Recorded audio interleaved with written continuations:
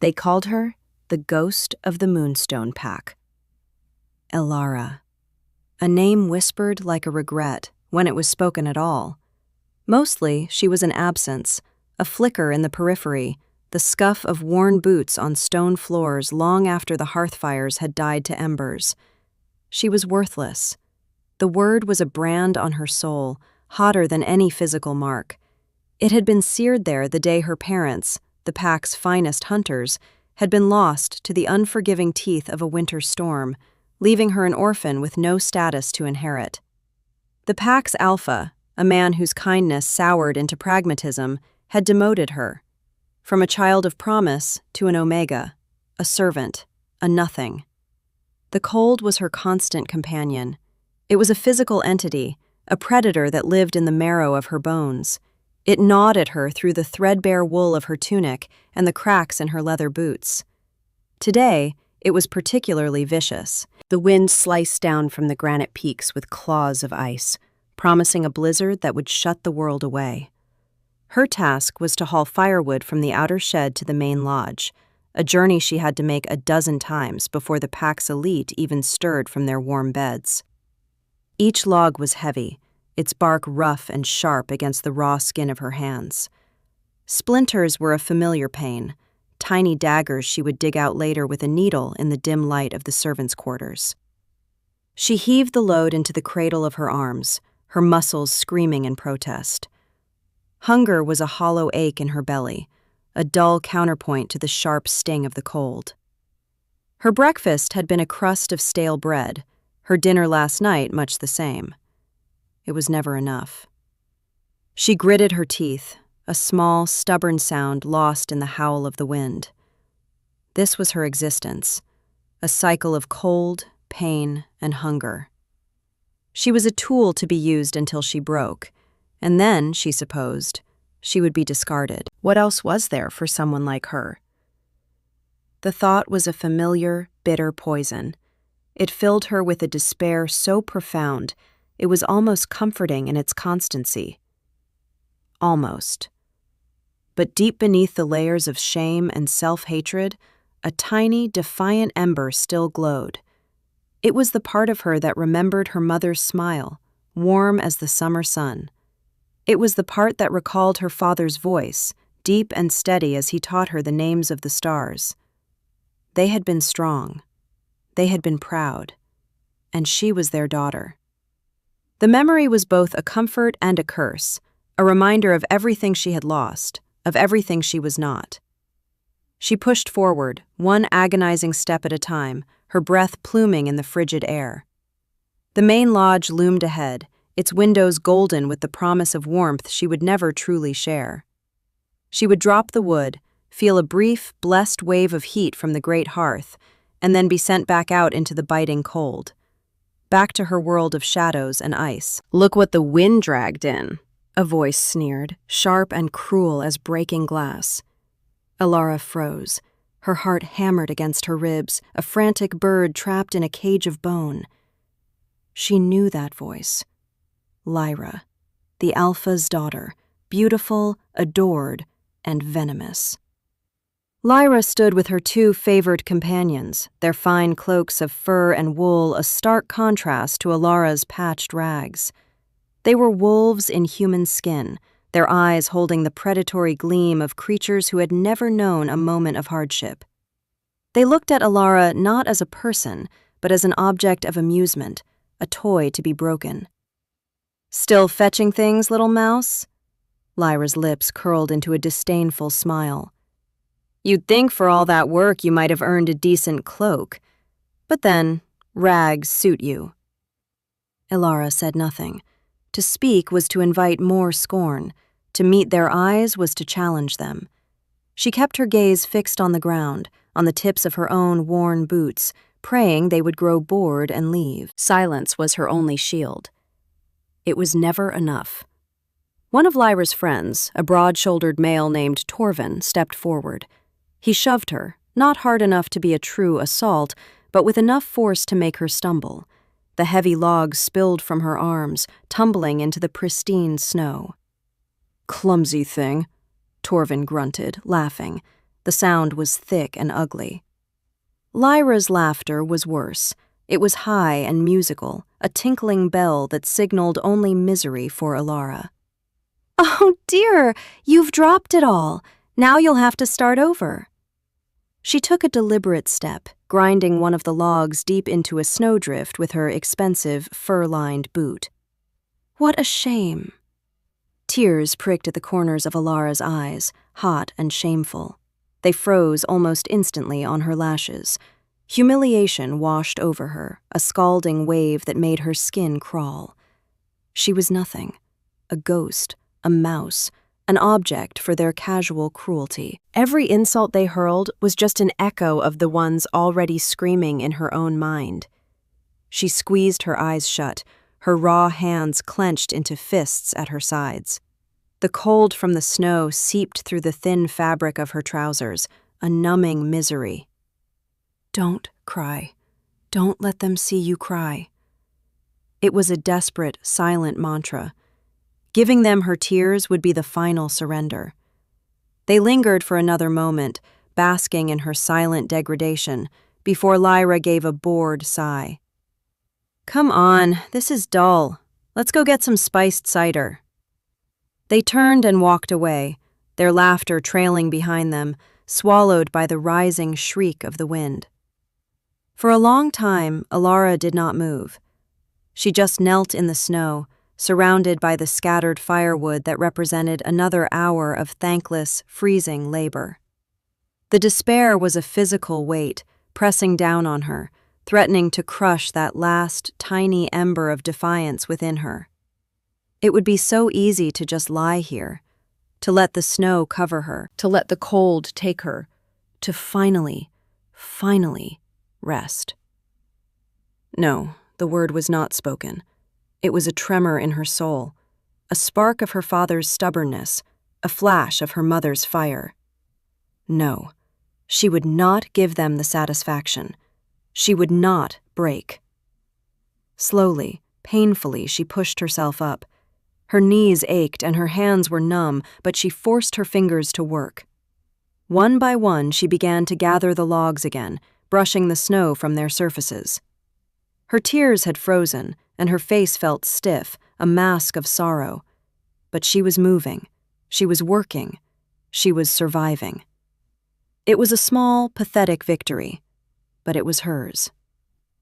The wind had become a physical wall, pushing against her with malevolent force. The sky, once a pale, wintry gray, had darkened to the color of a bruise. Snow began to fall, not in gentle flakes, but in a thick, blinding curtain. The blizzard had arrived, and she was caught in its teeth, far from the relative safety of the lodge. Panic, cold and sharp, pierced through the dull ache of her misery. She could no longer see the lodge. She could barely see the trees 5 feet in front of her. The path was gone, buried under a sudden, deep blanket of white. She was lost. Her first instinct was to scream for help. But who would come for her? Who would risk the fury of the storm for an Omega servant? The thought died before it could form a sound in her throat. She was on her own. She had always been on her own. She abandoned the wood, letting the logs fall back into the snow. Survival was all that mattered now. She needed shelter. A rock outcropping, a hollow log, anything.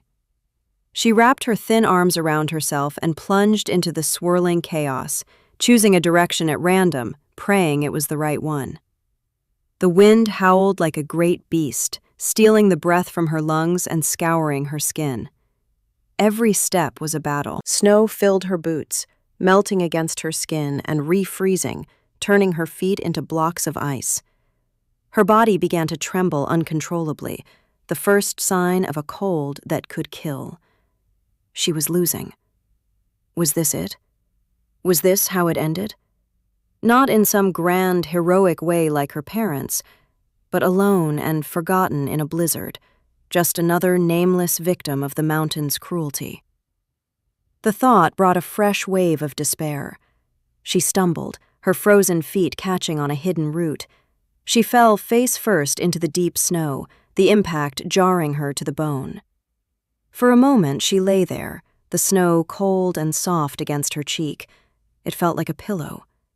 It would be so easy to close her eyes, just for a minute. The temptation was a siren song, sweet and seductive. But then, through the roar of the wind, she smelled something. Pine, yes, and the sharp scent of the storm. But something else. Something warm and metallic. Blood. And beneath that, the faintest hint of something musky and animal. Hope. A feeling so foreign it was almost painful, surged through her. Where there was blood, there was life. Or, at least, there had been recently. And the animal scent. It meant a den, a cave, shelter. With a surge of adrenaline that defied her exhausted body, Elara pushed herself up again. She followed the scent, crawling on her hands and knees when walking became too difficult. The smell grew stronger, leading her to a dark slash in the side of a snow-covered hillock. A narrow opening, almost completely obscured by drifts. A cave. She scrambled inside, collapsing onto the rocky floor, out of the direct assault of the wind. The relative quiet was deafening. Her body shuddered violently, her teeth chattering so hard her jaw ached. It was still freezing in the cave, but it was a bearable cold, a cold that might not kill her. As her eyes adjusted to the gloom, she realized she was not alone. Deep in the shadows of the cave, shapes moved. Low growls rumbled, echoing off the stone walls. Her heart seized. Wolves. She had stumbled into a wolf den. Of all the cruel ironies, her parents, killed by a storm while hunting, her, escaping a storm only to be cornered by the very creatures they hunted. But something was wrong. These were not the healthy, confident predators of the Moonstone Pack. They were gaunt, their fur matted with snow and something darker. They moved with a pained slowness, their growls less threatening than they were wary. They were starving. And in the center of them, lying on the cold stone, was the largest wolf she had ever seen. Its coat was the color of midnight, its sheer size dwarfing the others. It was magnificent and terrible, and it was grievously wounded. A deep, ragged gash ran along its flank, blood sluggishly seeping from the wound, staining the rock beneath it black. Its breathing was shallow, a pained rattle in the quiet cave. Fear was a cold knot in her stomach, but something else rose to meet it. Pity. Compassion.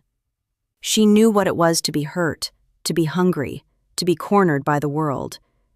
She saw not a monster, but a fellow creature in its final, desperate moments. The other wolves were not looking at her as prey, but as a potential threat to their fallen leader. They were protecting him. Slowly, carefully, she unwrapped her arms from her chest.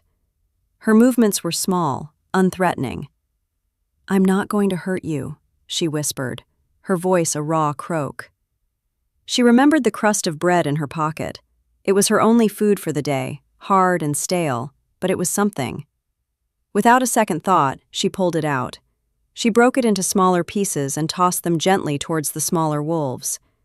They flinched back at first, then crept forward, sniffing. One, bolder than the rest, snatched a piece and devoured it in a single gulp. The others followed suit, their desperation overriding their caution. It was a pathetic offering, not even a mouthful for each of them, but it was all she had. Her gaze returned to the great dark wolf. He hadn't moved. His eyes, half closed, watched her with a startling intelligence. They were not the eyes of a simple animal. They glowed with a faint inner light, the color of amber. She knew she should be terrified. This was madness. But the part of her that was her mother's daughter, the part that knew how to soothe a frightened animal, took over. She edged forward, her hand outstretched, palm up. "It's okay," she murmured, the words more for herself than for the beast. "Let me see." She reached the wolf's side. The smell of his blood was thick in the air. The gash was worse than she'd thought, deep and dirty. It would fester. If he didn't bleed to death first, the infection would kill him. He needed it cleaned. He needed it bound. She had nothing. Nothing but her own thin clothes and her bare hands. Without hesitation, she ripped a long strip from the hem of her worn tunic. It was a paltry bandage, but better than nothing. As she leaned in to press the cloth against the wound, her other hand instinctively came to rest on his shoulder, an attempt to steady him, to soothe him. The moment her skin touched his fur, the world exploded. It was not a sound, it was a feeling. A bolt of pure, white-hot energy shot up her arm, straight into her heart. It was a fire that did not burn, but consumed. Light erupted behind her eyes, blinding her. A searing pain, sharper than any cold, lanced through her wrist. She cried out, a choked gasp, and snatched her hand back as if she'd touched a burning coal. The cave, which had been dark, was now filled with a soft, golden light. It emanated from the great wolf. His amber eyes were no longer amber. They were molten gold, blazing with an impossible fire. And on her own wrist, where her hand had rested, a mark was being burned into her skin. She watched in horrified awe as intricate lines of light etched themselves into her flesh, forming a complex crest she had never seen before. A stylized sun entwined with a crescent moon. The pain was excruciating, but it lasted only a moment, leaving behind a deep, throbbing ache. The wolf let out a low groan, a sound that was no longer purely animal. The light around him intensified, and his form began to shift, to twist. Bones cracked and reformed, fur receded, limbs elongated. Ilara scrambled backward, her mind refusing to process what her eyes were seeing. This was not pack lore. This was something else entirely, something ancient and terrifying. Section Dash. The transformation was swift and brutal. Where the giant wolf had lain, a man now knelt on one knee. He was massive, his shoulders broad enough to block out the cave entrance. His hair was as black as the wolf's pelt, falling over a face that was harsh, beautiful, and predatory. He was naked, his body a tapestry of muscle and old scars, but he seemed utterly oblivious to the cold. His gaze was locked on her, and his eyes were still molten gold, glowing with a power that made the air itself tremble. He raised a hand, not to her, but to the gash on his side. As his fingers hovered over the wound, it began to close, the flesh knitting itself back together with visible speed. The bleeding stopped. In moments, only a fresh, pink scar remained. Ilara's breath was trapped in her lungs. Her terror was so absolute it had become a strange, ringing silence in her head. Who was this? What was he? He pushed himself to his feet, his height forcing him to stoop in the low-ceilinged cave. He took a step toward her. She flinched back, pressing herself against the cold stone wall, a choked sob escaping her lips. His expression softened, the predatory sharpness giving way to something else. Something ancient and pained and relieved. His voice, when he finally spoke, was a deep rumble that vibrated through the very rock she leaned against. It was thunder and velvet. "You're her." The words made no sense. Her? Who was she? She was nobody, nothing, a ghost. He took another step, closing the distance between them. He moved with an inhuman grace, a predator's silent tread. He reached out, his large, calloused hand moving with impossible gentleness, and brushed a strand of damp hair from her face. His touch was electric. The same searing energy from before, but gentler now, a warm current that flowed through her veins. Her body betrayed her. Instead of recoiling, she leaned into his touch, a desperate, instinctual craving for the warmth he offered. Her fear was still there, a screaming thing in the back of her mind, but another feeling was rising to meet it, a sense of recognition, a feeling of coming home. It was insane. He looked from her face down to her wrist, where the new mark was now a stark black brand against her pale, cold skin. He gently took her hand, his thumb tracing the lines of the sun and moon crest. A look of profound, soul-deep satisfaction crossed his features. "Mine," he murmured. The word was not a question. It was a statement of fact, an absolute declaration that resonated in the core of her being.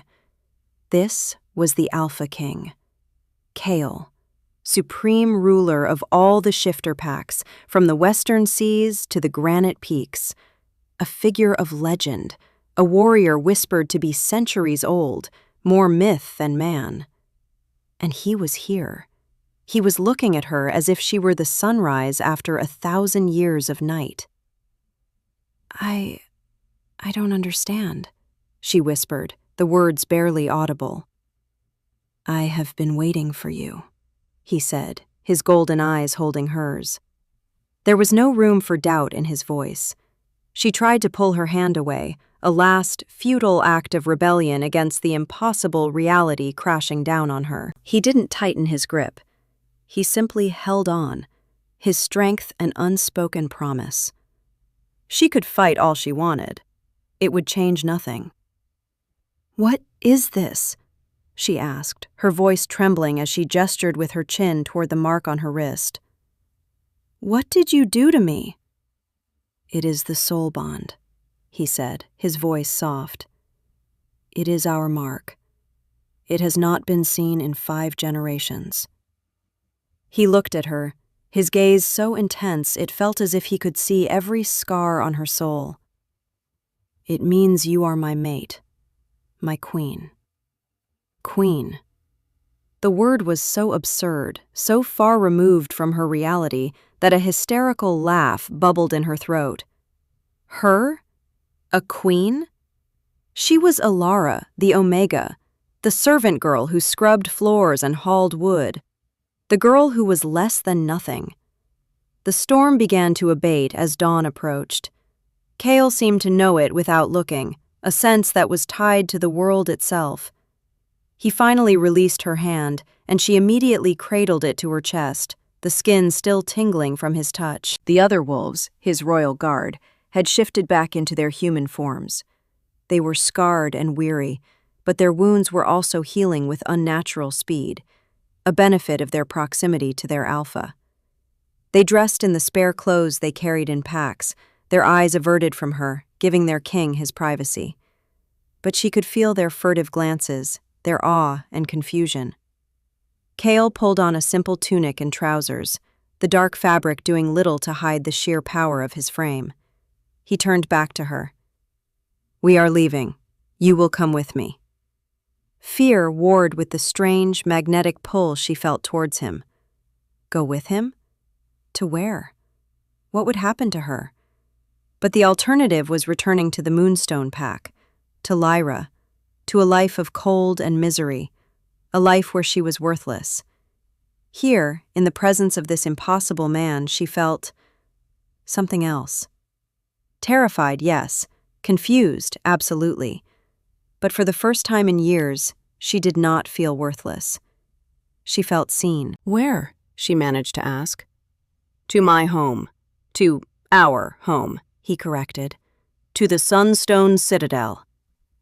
The name was a legend.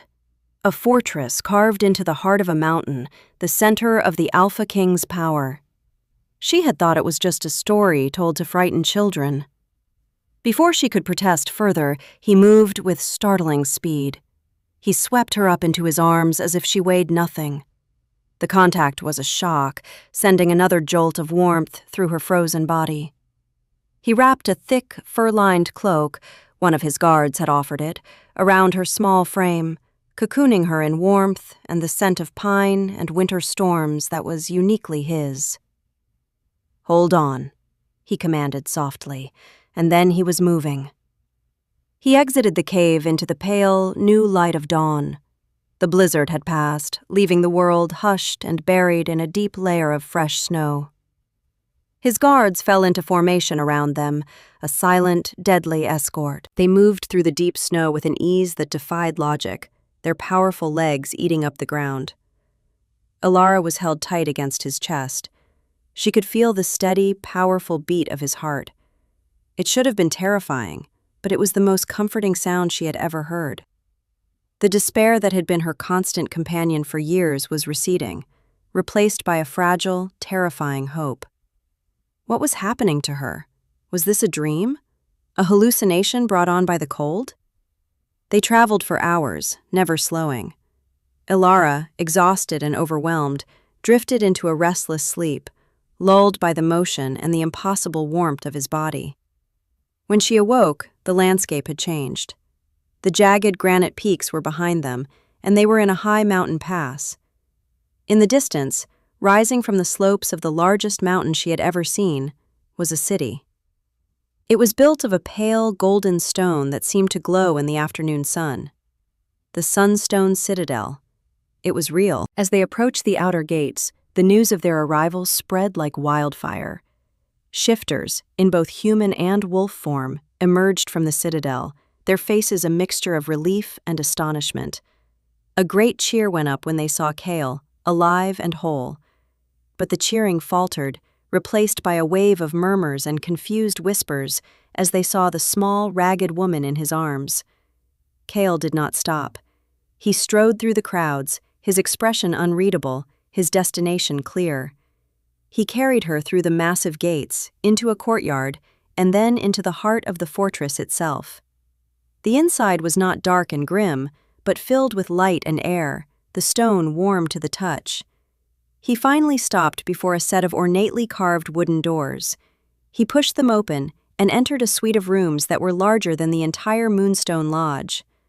A fire was already blazing in a massive hearth, and the air was warm and smelled of dried herbs. He set her down gently on her feet, but kept his hands on her shoulders, steadying her. "This will be your home now," he said, his golden eyes searching her face. "You are safe here." Safe. The concept was so alien. She looked around at the rich tapestries, the plush rugs, the roaring fire. This was more luxury than she had ever known. But safety wasn't about warmth or wealth. It was about the absence of fear. And she was still terrified. "Why?" she asked, her voice small. "Why me?" "It is not a choice," he said, his voice losing some of its softness, becoming absolute. "It is destiny. The bond chose. It chose you. It chose me." He gestured to a smaller door. "There are clothes in there. A bath has been prepared. Rest. We will speak more when you are recovered." He left her then, closing the heavy doors behind him, leaving her alone in the vast, silent room. She stood there for a long time, trembling. She looked down at her hand. The mark was still there. A stark, undeniable truth burned into her skin. The ghost of the Moonstone Pack. A queen. The two identities warred within her, a battle of disbelief and a desperate, burgeoning hope. News traveled on the wind, carried by whispers and the minds of shifters. In the cold, bitter halls of the Moonstone Pack, Lyra was seething. The Omega Stray, the worthless ghost, had not returned. Good riddance, she had thought at first. Let the storm have her. But then the rumors began to trickle in. Rumors of the Alpha King, Kale, surviving an ambush. Rumors of a mysterious woman he had brought back with him, carrying her like a treasure. Jealousy was a vile, corrosive acid in Lyra's gut. She had always dreamed of catching the Alpha King's eye. She was an Alpha's daughter, beautiful and high status. It was her right. The thought that some pathetic, sniveling Omega had stumbled into the position she coveted was more than an insult. It was an impossibility. Her chance to confirm the rumors came unexpectedly. A messenger from the Sunstone Citadel arrived at the Moonstone Pack, a formal announcement of the king's survival and a warning to be vigilant. Lyra, using her status, cornered the young shifter before he could depart. With a mix of flirtation and intimidation, she wheedled information out of him. He spoke in awed tones of the woman their king had found, the one they were calling the Storm Bride. He mentioned a mark. a soul bond. Lyra's blood ran cold. She knew the legends. A soul bond was the rarest, most powerful connection a shifter could have. It made the king stronger, but also, in a way, more vulnerable. His fate was now tied to another, and that other was Alara. The knowledge was a weapon. An idea, dark and treacherous, began to form in her mind. She could not have Kale, but she could ensure Alara did not have him either. She could reclaim her rightful place in the hierarchy of the world. She knew who would be interested in this information.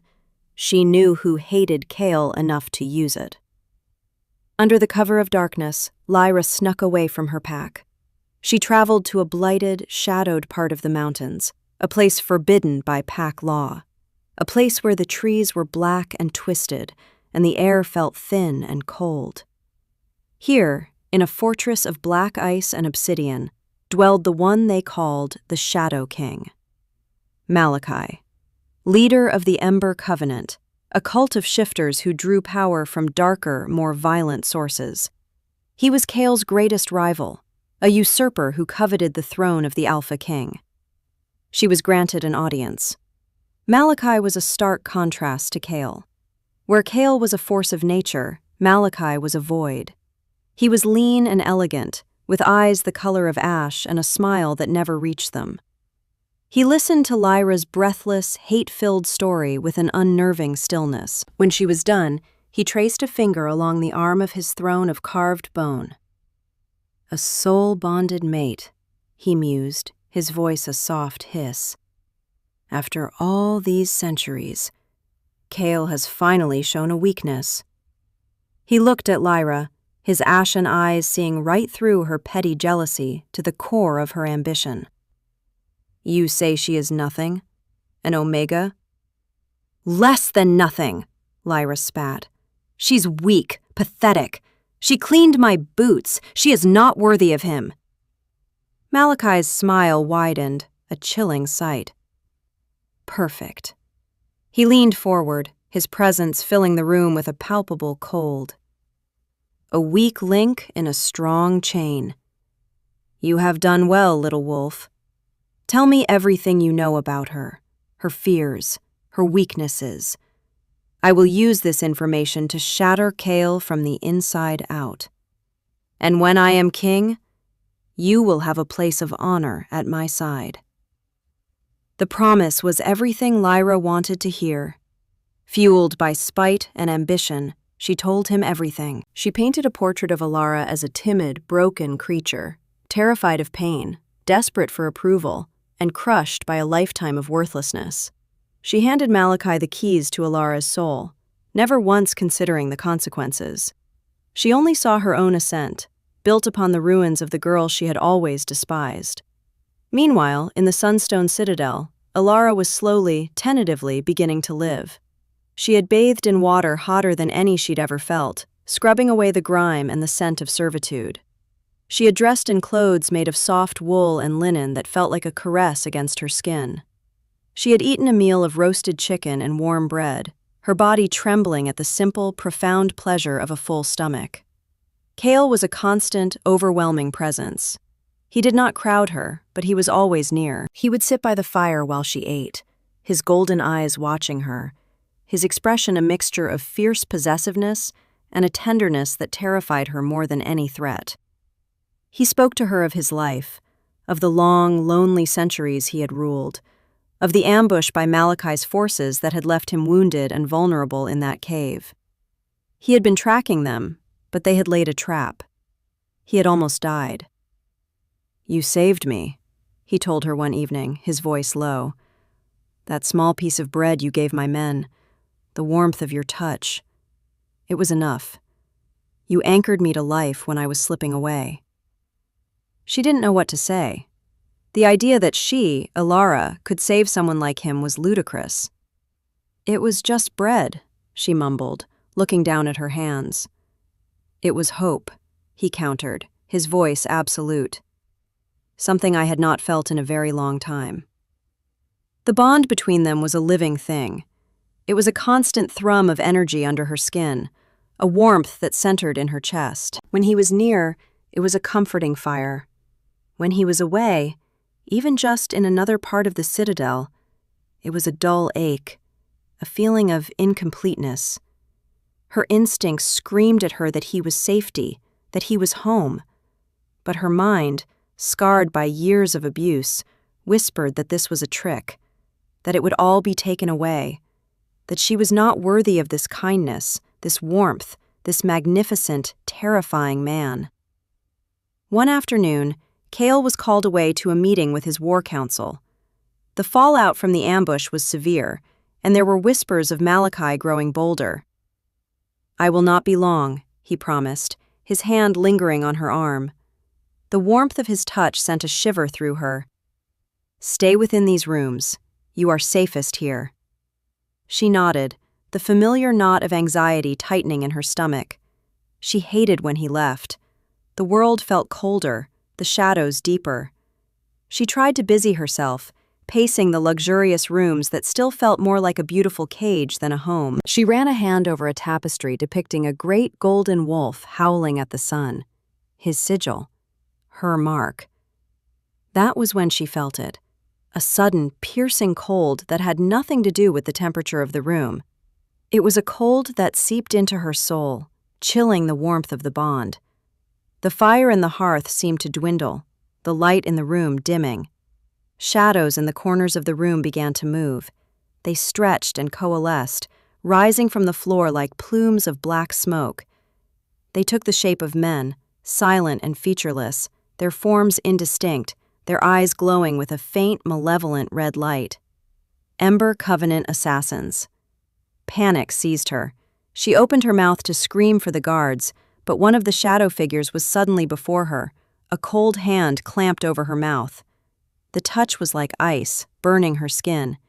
It was a void, sucking the warmth and energy right out of her. The bond with Cale shrieked in her mind, a distant alarm. She struggled, kicking and thrashing, but it was like fighting smoke. They had no substance, yet their grip was like iron. Another figure pressed something cold and metallic against the mark on her wrist. Silver. The pain was immediate and blinding. It was a white-hot agony that severed her connection to the world, to the warmth, to Cale. The bond went silent. The fire in her chest was extinguished, replaced by a black, terrifying emptiness. Her strength fled her, her vision tunneled. The last thing she saw before darkness claimed her was the mocking, indistinct shape of a shadowy face, and the last thing she felt was the soul-crushing despair of being utterly, completely alone once more. She woke to cold and darkness, the familiar, biting cold of stone against her back, the damp smell of mildew and despair. She was in a cell. Rough iron shackles were clasped around her wrists and ankles. The one on her left wrist was silver, and a constant, agonizing burn pulsed from it, centered on her soul mark. It felt like her very essence was being poisoned. The emptiness where the bond had been was the worst part. It was a gaping wound in her soul. The absence of Cale's presence was a physical pain, a hollow ache in her chest so profound she could barely breathe. She was cut off, isolated, back in the dark.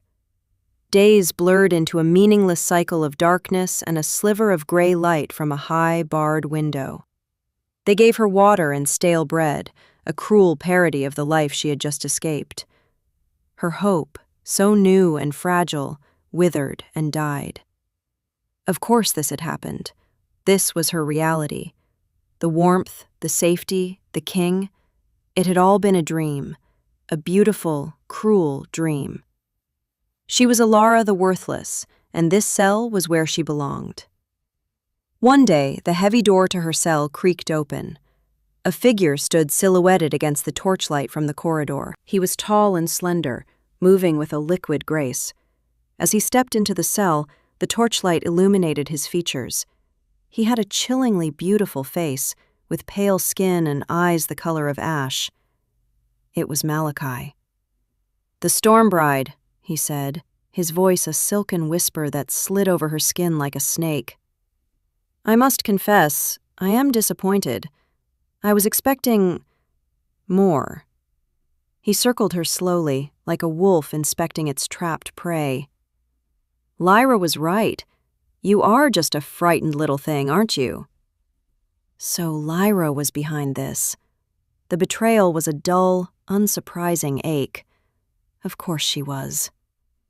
What do you want? Alara's voice was a dry rasp. Malachi stopped in front of her, crouching down so they were eye level. What do I want? I want everything Cale has.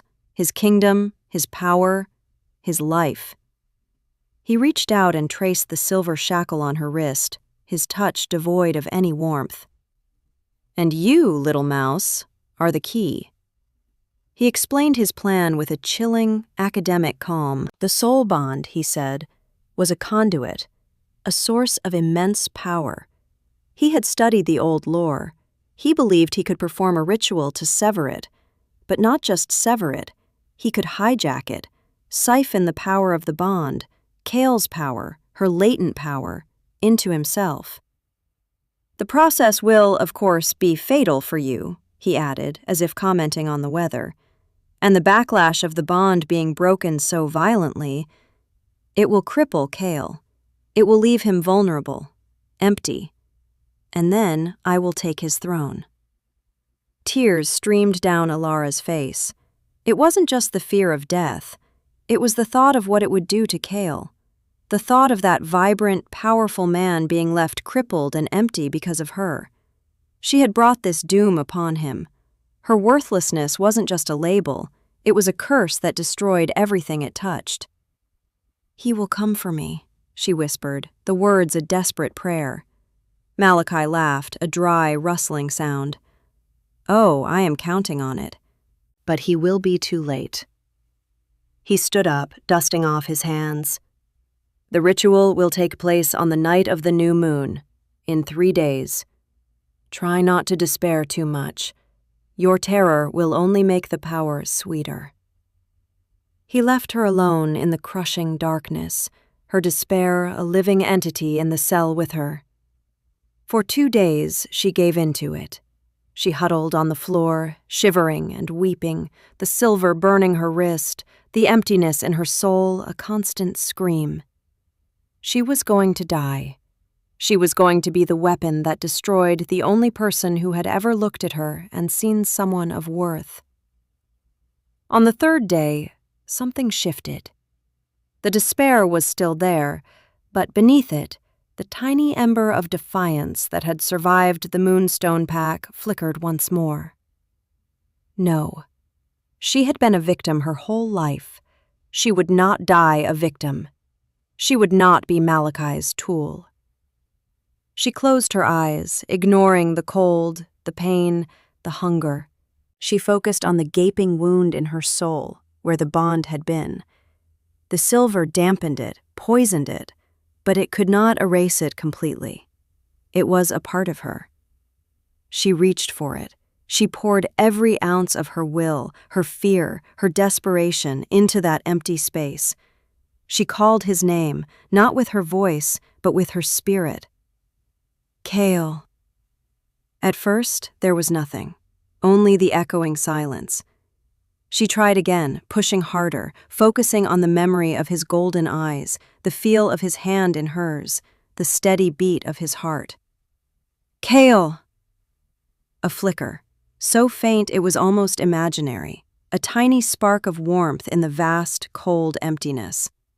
It was him. He was out there. He was searching. She clung to that flicker, nurturing it like a dying flame. She sent her feelings across the void, her fear, her pain, her location in this cold, dark place. And then she felt a response. It was not words. It was a surge of pure, primal rage that roared through the fragile connection, so powerful it almost overwhelmed her. It was the fury of a king, the wrath of a predator whose mate had been stolen. And then, clear as if he was standing beside her, a voice echoed in her mind. A voice of thunder and velvet. Hold on. The connection was flooded with warmth, with strength, with an unwavering promise. I am coming. The night of the new moon was starless and black. Ilara was dragged from her cell and taken to a vast, circular chamber. The air was thick with the smell of ozone and something acrid, like burning shadows. Malachi stood in the center of the room, before a stone altar carved with jagged, unsettling runes. His Ember Covenant followers lined the walls, their shadowy forms silent and watchful. She was chained to the altar, the silver shackles biting deep into her skin. The cold of the stones seeped into her bones, but the flicker of connection to Kale was a secret fire in her heart. He was coming. She just had to hold on. Malachi raised his hands.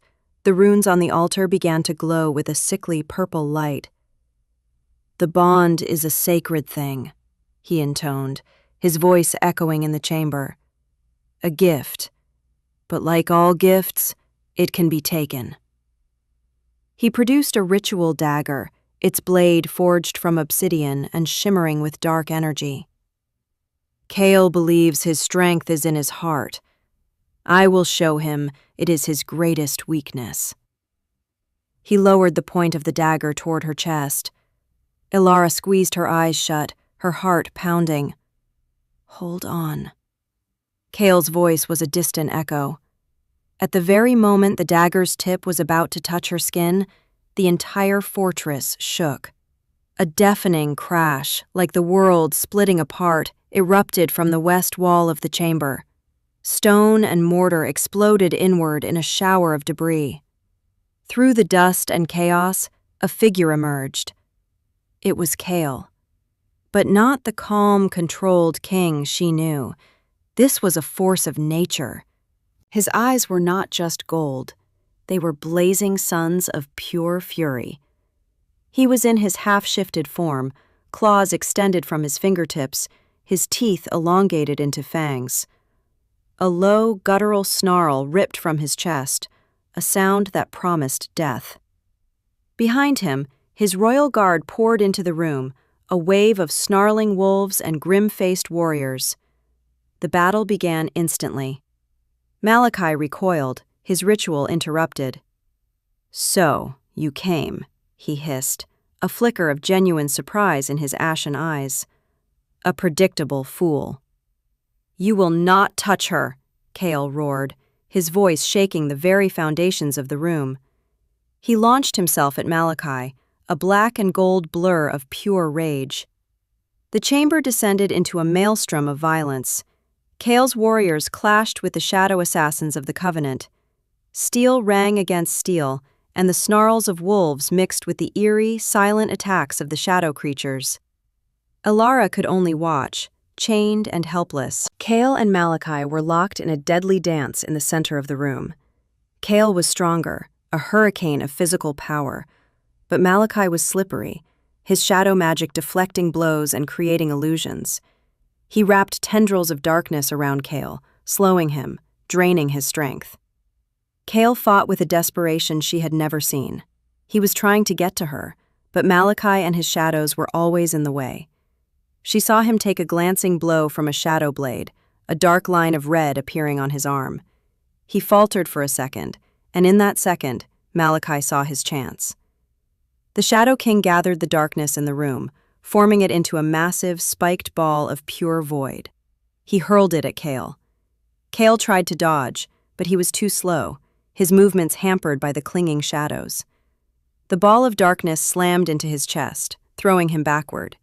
He crashed to the floor, gasping, the golden light in his eyes flickering dangerously. Seeing him fall, seeing him hurt, broke something inside Ilara. All the fear, all the pain, all the rage at her own helplessness, at Lyra's betrayal, at Malachi's cruelty, it all coalesced into a single, burning point in her chest. The tiny ember of defiance she had guarded for so long roared into an inferno. The silver shackle on her wrist, meant to contain her, began to glow, not with purple light, but with a brilliant, blinding white gold. "No!" The word was a raw scream torn from her soul. It was not the voice of a timid Omega. It was the voice of a queen. Light exploded from her. It was not a gentle warmth. It was a supernova. a tidal wave of pure, incandescent energy that erupted from her body, shattering the silver shackles as if they were glass. The light was life. It was healing. It was rage. The wave of light washed over Kale, and his wounds instantly sealed. The golden fire in his eyes blazed back to full strength. The same wave of light struck Malachi's shadow creatures, and they dissolved with silent screams, unable to exist in its pure radiance. The entire chamber was filled with her power. Malachi shielded his eyes, staggering back, the light burning him like acid. He stared at her, his composure finally broken, his face a mask of disbelief and fury. "What are you?" he shrieked. Elara stood, free from her chains, her body thrumming with a power she had never known. The ragged servant's dress she wore seemed to burn away in the light, replaced by an aura of pure energy. Her eyes, once filled with fear, now glowed with a soft, silver light of their own. She looked at the man who had called her worthless, who had tried to use her as a tool. The fear was gone, burned away by her righteous anger. "He called me a mouse," she said, her voice clear and strong, ringing with power. "He called me a ghost. He called me nothing." She took a step forward, the stone floor cracking under her feet. She raised a hand, and light gathered in her palm. "My name is Elara." She looked past Malachi to where Kale was rising to his feet, his eyes wide with awe and love. "And I am his." With that declaration, she unleashed the power. Not as a wave, but as a focused spear of light and concussive force. It struck Malachi square in the chest. It did not kill him, but it shattered his connection to the shadows, throwing him backward, broken and powerless, at Kale's feet. Kale did not hesitate. With a final, guttural roar, he ended the threat of the Shadow King forever. The battle was over. The remaining Covenant members, their master defeated and their shadow forms banished by the light, were quickly dispatched by Kale's warriors. Silence fell over the ruined chamber, broken only by the panting of the victors and the crackle of Elara's residual power. Kale ignored the bodies, the destruction, the calls of his men. His eyes were only for her. He crossed the room in 3 long strides, his face a maelstrom of emotions: relief, awe, fierce pride, and a love so profound it stole her breath. He stopped just before her, his hands hovering as if he were afraid to touch her, afraid she might be an illusion. "Elara," he breathed her name like a prayer. The power receded, flowing back into her, leaving her standing there, trembling in the aftermath of its release. She felt drained, but also more whole than she had ever been. She looked at him, the magnificent, terrifying king who had seen her when she was invisible. She took the final step and walked into his arms. He caught her, his embrace crushing and gentle all at once. He buried his face in her hair, his whole body shuddering. "You saved me," he murmured against her skin. "You saved us all." "You found me," she whispered back, her voice thick with tears. But these were not tears of sorrow. They were tears of release, of homecoming. He pulled back just enough to look at her, his hands framing her face. His thumbs gently wiped her tears away. "I will always find you." He leaned down and kissed her. It was not a kiss of passion, but of reverence, a kiss that sealed a promise, that healed the final, broken pieces of her soul. It was acceptance. It was belonging. He took her hand, the one that had borne the shackle, and lifted it. The soul mark was no longer a flat black brand. It was alive, glowing with a soft, golden light that pulsed in time with her heartbeat. He brought her hand to his lips and kissed the mark. As he did, a new light flared, not from her, but from him. He grunted, a hand flying to his chest. Through the dark fabric of his tunic, a glow appeared, right over his heart. Ilara watched in amazement as a matching mark, a mirror image of her own sun and moon crest, burned itself into existence on his skin. The bond was no longer just her mark to bear. It was his, too. A shared soul, a shared fate, now visible for all the world to see. He looked down at it, then back at her, a slow, wondrous smile spreading across his face. Now it is complete. Their return to the Sunstone Citadel was a triumph.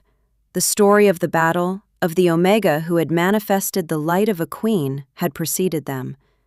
As they walked through the great gates, the entire population was there to greet them, but this time there were no confused whispers. There was only awe. Cale did not take her back to the private chambers. He led her to the great balcony, a wide expanse of golden stone that overlooked the entire city. With her hand held firmly in his, he stood before his people. The setting sun bathed them in golden light, making the new mark over his heart and the glowing crest on her wrist shine like twin stars. The crowd fell silent, their thousands of eyes on her. The old Ilara would have shrunk, would have hidden, but standing here, with Cale's strength beside her and her own newfound power humming within her, she felt no fear. She met their gazes, her head held high. "You know me as your king." Cale's voice boomed across the plaza, amplified by his own power. "Today, you will know the one who saved your king, the one who brought light into the darkness." He turned to her, his fierce, golden eyes softening with a love that was now plain for all to see. "This is Ilara, my soulmate, the heart of my heart and the strength of my soul." He raised their joined hands high. "Your queen." For a heartbeat, there was silence. Then, one voice, then a dozen, then 1,000, erupted in a deafening roar of approval. The sound washed over her, not as a threat, but as a welcome, an acceptance. They were not cheering for a king's prize. They were cheering for their queen, the light-bringer who had saved them. Ilara looked out at the sea of faces, at the city of gold and light, and felt Cale's thumb stroking the back of her hand. The cold was gone. The hunger was gone. The worthlessness was a distant, faded scar. She was no longer a ghost, no longer an Omega, no longer alone. She was Ilara. She was a queen. She was loved. And for the first time in her life, she was finally, truly home.